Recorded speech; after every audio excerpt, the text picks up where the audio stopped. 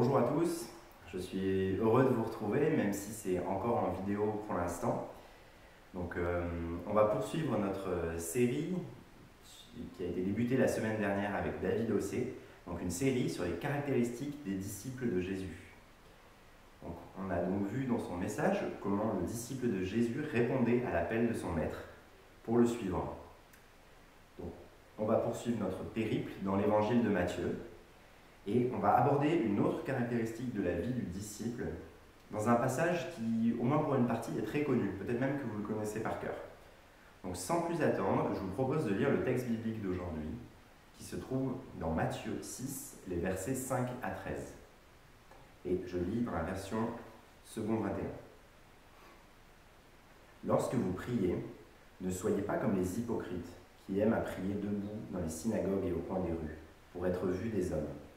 Je vous le dis, en vérité, ils reçoivent leur récompense. Mais quand tu pries, entre dans ta chambre, ferme ta porte, et prie ton Père qui est là dans le lieu secret. Et ton Père qui voit dans le secret te le rendra. En priant, ne multipliez pas de vaines paroles, comme les païens, qui s'imaginent qu'à force de paroles, ils seront exaucés. Ne leur ressemblez pas, car votre Père sait de quoi vous avez besoin avant que vous le lui demandiez. Voici donc comment vous devez prier. Notre Père qui est aux cieux, que ton nom soit sanctifié, que ton règne vienne, que ta volonté soit faite sur la terre comme au ciel. Donne-nous aujourd'hui notre pain quotidien. Pardonne-nous nos offenses, comme nous aussi nous pardonnons à ceux qui nous ont offensés. Ne nous induis pas en tentation, mais délivre-nous du malin, car c'est à toi qu'appartiennent, dans tous les siècles, le règne, la puissance et la gloire. Amen. Alors vous avez sans doute reconnu la prière du Notre Père, et on va aborder aujourd'hui le thème de la prière dans la vie du disciple. Voici comment je vous propose d'aborder ce texte. On va tout d'abord s'intéresser à l'état d'esprit dans lequel le disciple de Jésus devrait être pour prier.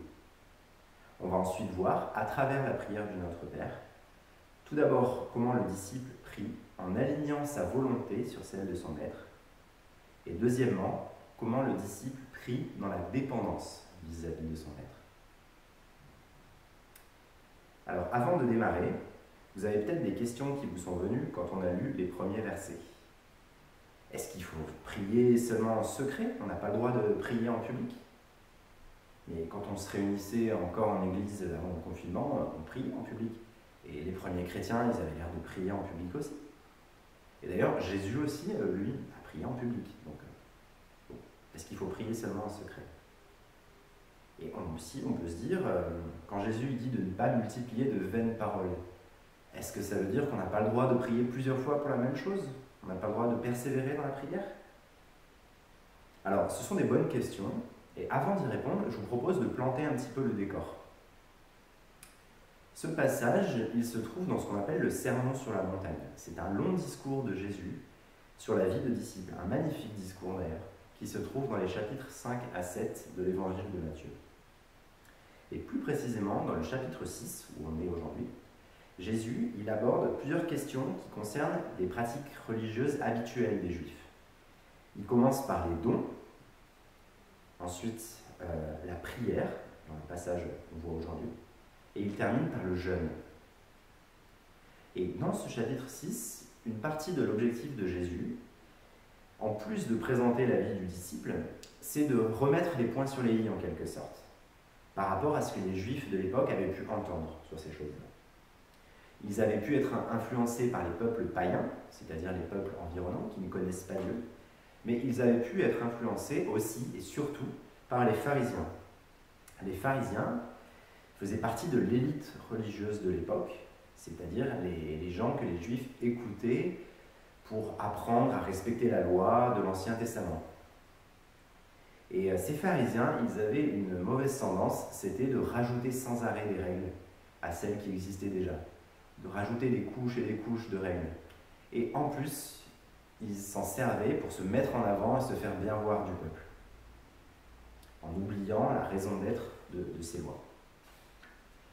Jésus, dans son ministère, il les a d'ailleurs beaucoup critiqués pour cela, parfois d'une manière très virulente. Et donc, lorsque Jésus lui donne ses avertissements en ce qui concerne la prière, c'est avant tout pour traiter la question de l'état d'esprit qu'on a quand on prie. L'important, c'est d'abord de ne pas utiliser la prière pour se mettre en avant, pour être bien vu, en oubliant que c'est une discussion entre nous et Dieu. Les pharisiens, en utilisant la prière pour se faire bien voir et pour se mettre en avant, ils avaient mis de côté la dimension verticale de la prière, c'est-à-dire la dimension entre moi et Dieu, la discussion entre moi et Dieu. Et ils privilégiaient la dimension horizontale, c'est-à-dire entre moi et les autres, ceux qui me regardent. Donc la réponse à cette première question, est-ce qu'il faut prier seulement en secret? Je pense que la réponse c'est non, bien évidemment. On peut et on devrait prier en public. Il y a de nombreux bénéfices à le faire. La prière qui suit, d'ailleurs, de Jésus, c'est un exemple de prière publique. Jésus, il commence en disant « Notre Père » et pas « Mon Père ». Donc, il s'associe aux autres personnes qui sont autour. Et quand Jésus il donne l'exemple d'aller dans le lieu secret, d'aller dans sa chambre et de fermer la porte, c'est probablement une métaphore, parce qu'à l'époque, une bonne partie des gens qui l'écoutaient, ils n'avaient pas de maison avec plusieurs pièces où ils pouvaient s'isoler tout simplement. Donc, la première leçon qu'on devrait retenir sur l'état d'esprit du disciple pendant la prière, c'est de s'intéresser avant tout à ce qu'il se passe entre Dieu et moi lorsque je prie. Et pas ce qu'il se passe entre moi et les autres, c'est-à-dire ce que les autres vont penser. Ça va peut-être vous surprendre, mais je pense qu'il est possible d'être dans ce mauvais état d'esprit, même quand on ne prie pas en public. Alors je m'explique, parce que ça a l'air d'aller à l'inverse de ce que le passage dit.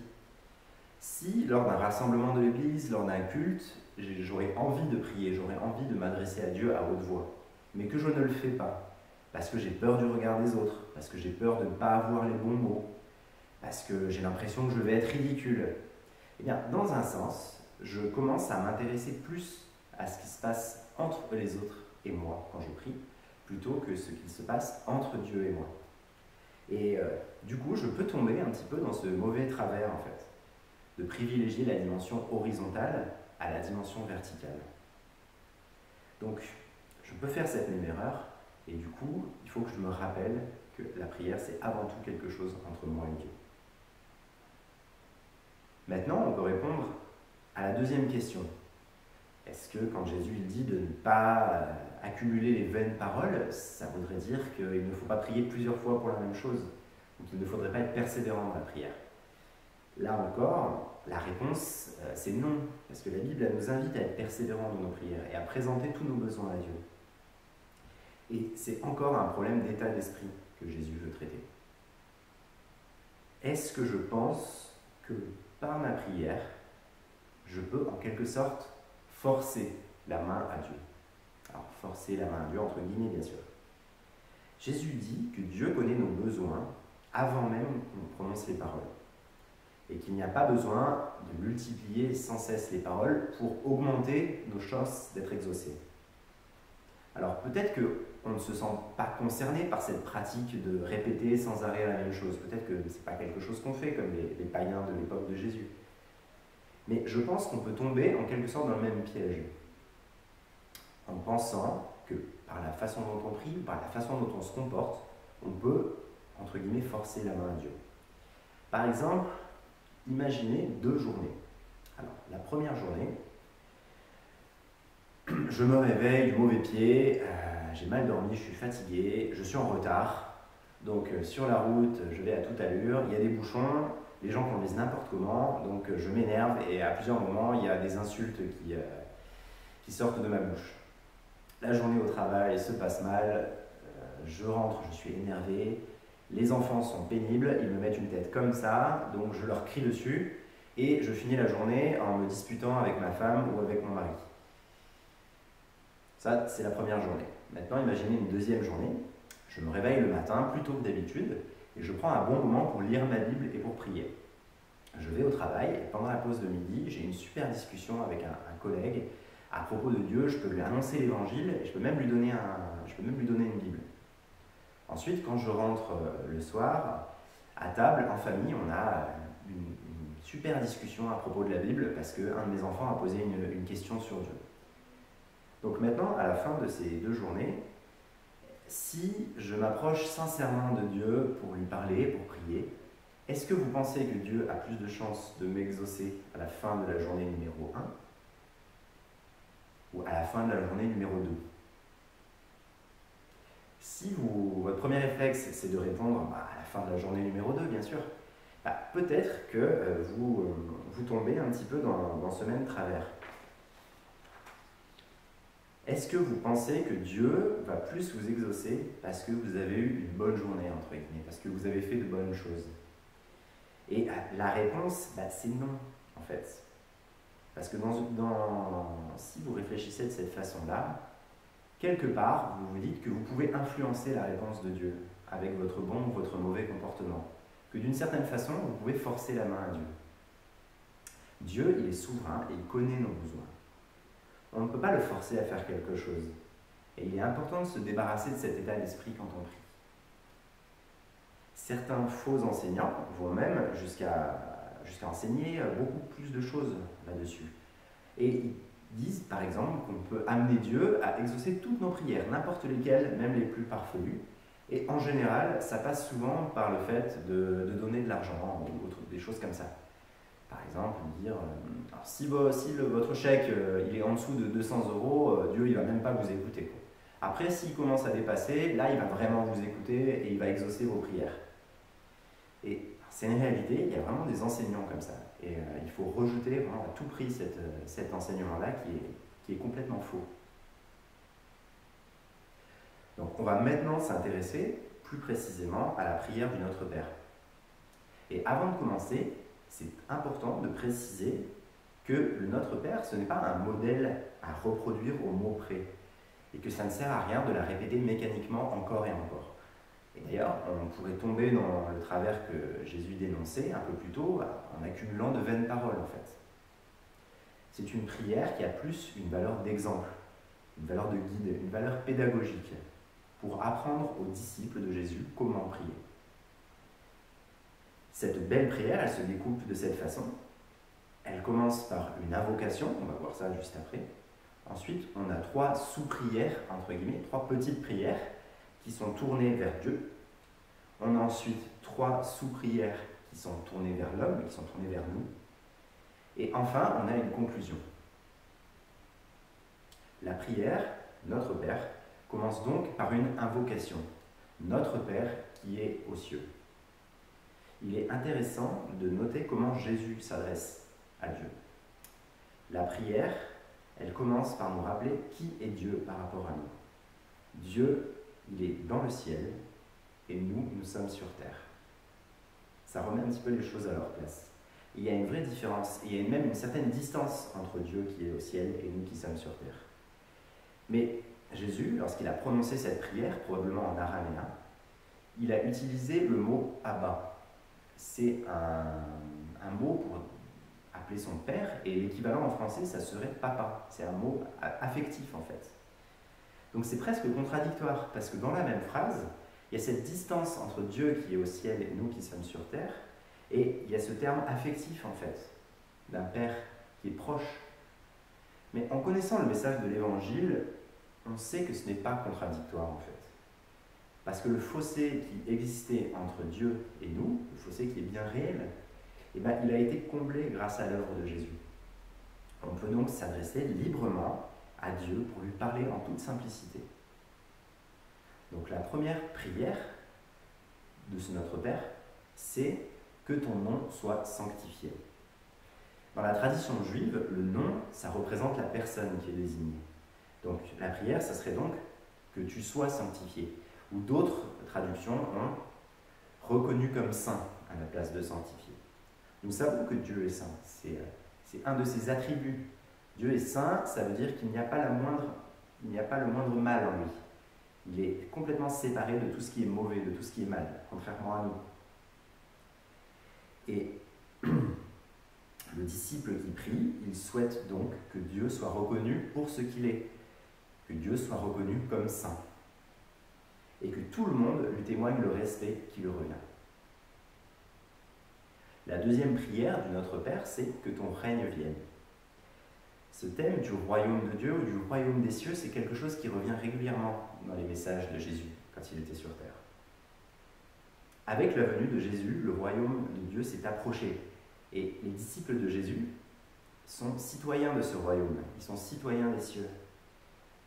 Mais le disciple de Jésus, il sait aussi que nous ne voyons qu'une partie en fait de ce royaume. Il y a des choses qui sont déjà accomplies et d'autres qui seront réalisées complètement lorsque Jésus reviendra et qu'il régnera pour l'éternité. Du coup, en tant que disciples de Jésus, nous sommes amenés à prier pour que ce jour arrive et que le royaume de Dieu soit là complètement et définitivement. Et aussi, par nos actions, préparer l'arrivée de ce royaume. Tout d'abord, nous préparer à son retour en nous transformant, en étant renouvelés par l'œuvre de l'Esprit, mais aussi en préparant le monde autour de nous, c'est-à-dire en annonçant le message de l'Évangile et en disant aux gens autour de nous que Jésus va revenir. La troisième prière du Notre Père, c'est que ta volonté soit faite sur la terre comme au ciel. Dans cette prière, le disciple, il montre son intérêt pour que la volonté de Dieu s'accomplisse. Et alors, je pourrais me demander, mais pourquoi prier ça? De toute façon, la volonté de Dieu, elle s'accomplit. Il est tout puissant, il fait ce qu'il veut. Pourquoi j'ai besoin de prier pour que sa volonté s'accomplisse? Et c'est vrai, Dieu fait ce qu'il veut et il ne va pas attendre que moi je prie pour accomplir sa volonté. Mais lorsque je prie de cette façon, j'aligne ma volonté sur celle de Dieu. Et je dis que sa volonté, elle est plus importante que ma volonté. Ses projets, ils sont plus importants que mes projets.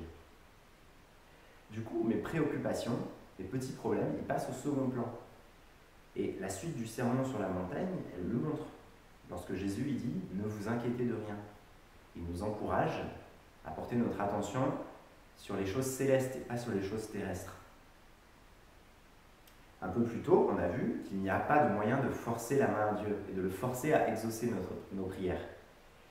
Mais par contre, il existe un moyen pour que nos prières soient exaucées. Tout simplement, c'est de prier dans la volonté de Dieu. C'est ce que Jésus appelle prier dans le nom de Jésus. Prier pour des choses qui sont dans sa volonté. On lit dans Jean 15, verset 16, « Ce n'est pas vous qui m'avez choisi, mais c'est moi qui vous ai choisi. Et je vous ai établi afin que vous alliez, que vous portiez du fruit et que votre fruit demeure.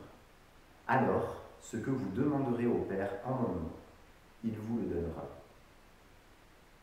Si on prie dans la volonté de Jésus, effectivement, on a des chances d'être exaucé.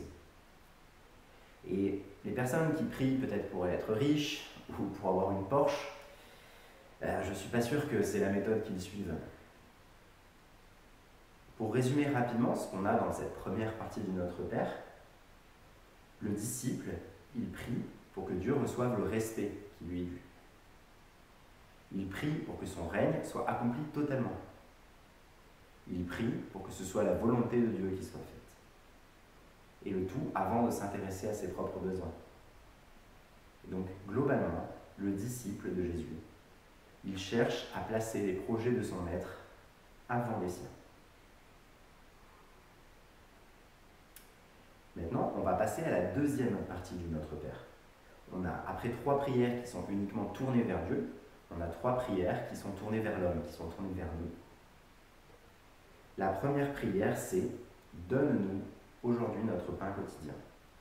Et cette prière, elle s'intéresse à nos besoins matériels.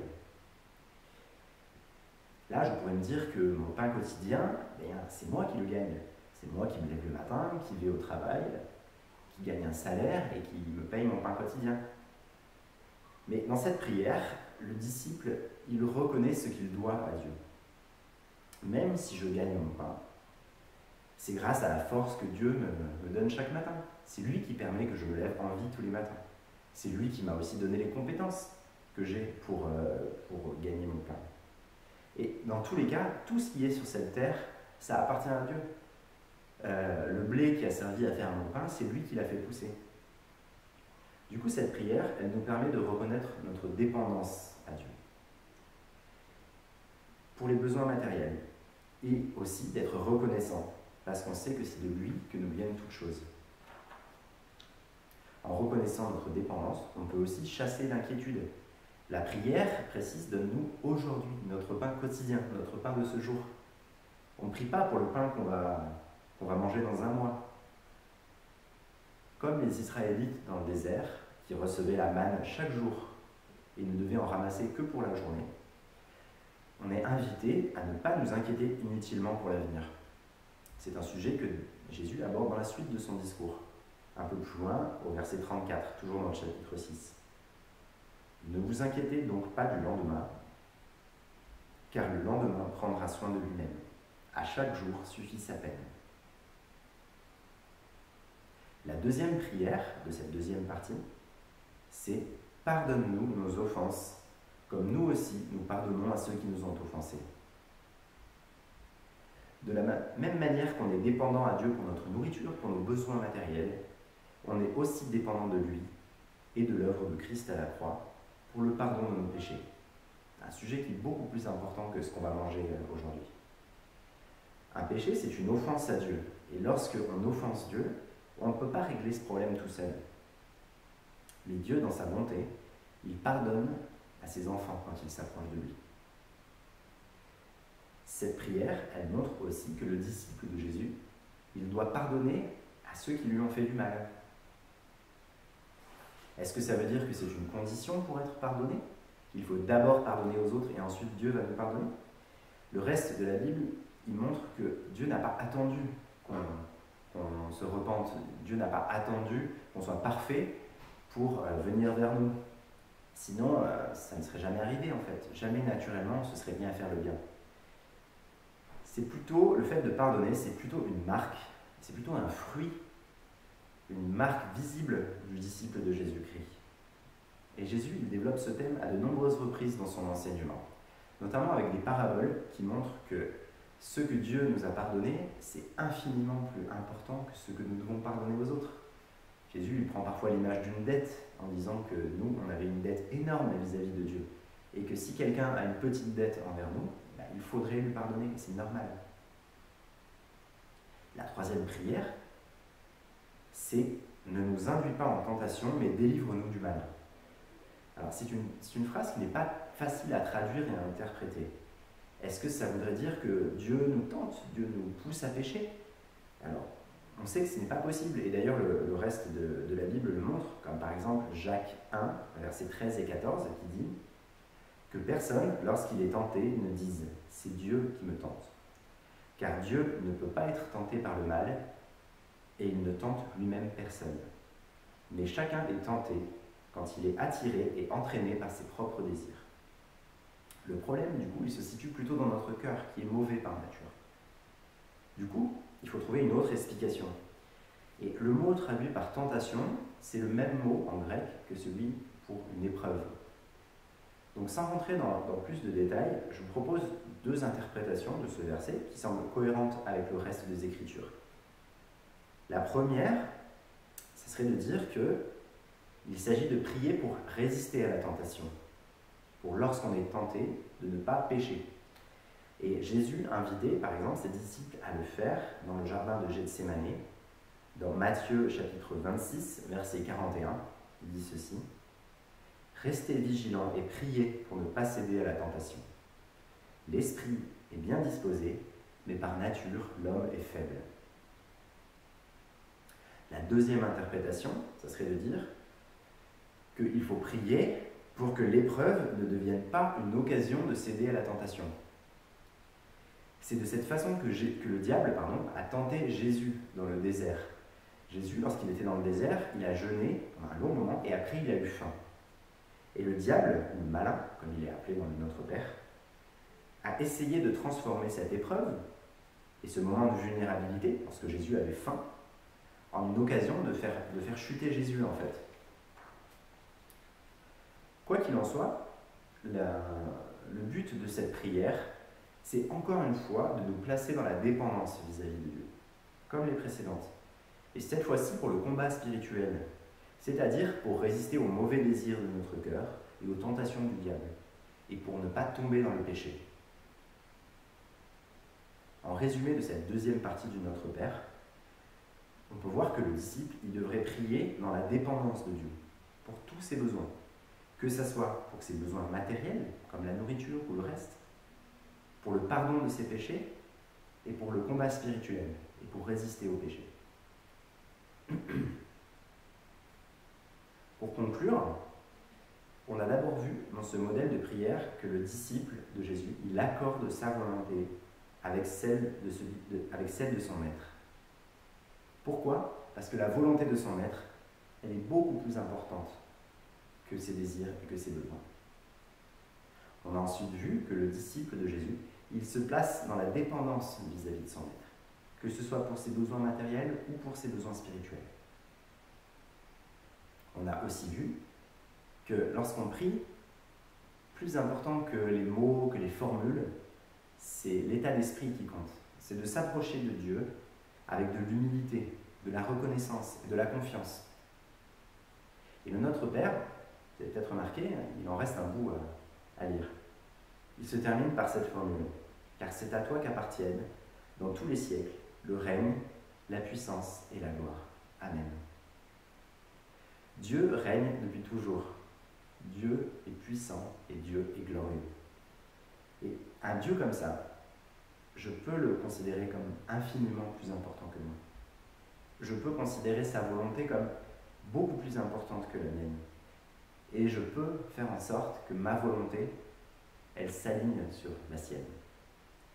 Je peux aussi être dépendant de lui, compter sur lui en toutes circonstances pour tous mes besoins, les besoins spirituels, les besoins matériels. Et je peux être reconnaissant pour ce qu'il me donne. Et j'espère qu'à travers ce passage, où Jésus il montre vraiment la beauté de son message, il montre aussi toute sa pédagogie, avec cette prière qui est un modèle pour apprendre à ses disciples comment prier. Je prie qu'on puisse vivre en suivant son exemple dans la prière. Et pour terminer, je vous propose de prier justement et de faire quelque chose d'un peu particulier. Je vais essayer de prier en fait en prenant modèle sur ce que Jésus dit dans ce passage, et je vais essayer de le faire avec des mots très très simples, avec des mots qu'un enfant comprendrait. Et peut-être que c'est une prière que vous pourrez faire avec vos propres enfants. Prions ensemble. Mon Dieu, tu es beaucoup plus important que moi, mais je peux te parler car tu m'aimes comme un père qui aime son enfant. Je te prie que tu sois plus important que les petits problèmes. Je te prie aussi pour que les gens qui ne te connaissent pas puissent découvrir comme tu es merveilleux et qu'ils aient du respect pour toi. Je te prie pour que tu me donnes ce dont j'ai besoin, ni trop, ni pas assez, et que tu me pardonnes lorsque j'ai désobéi à tes commandements. Aide-moi à ne plus te désobéir, même quand j'ai envie de le faire, et à pardonner aux autres lorsqu'ils m'ont fait du mal. Je sais que tu peux faire tout cela, parce que tu es un Dieu merveilleux, qui existe depuis toujours, et parce que tout ce qui arrive, tu l'as décidé. Amen. Je vous souhaite une bonne semaine à tous.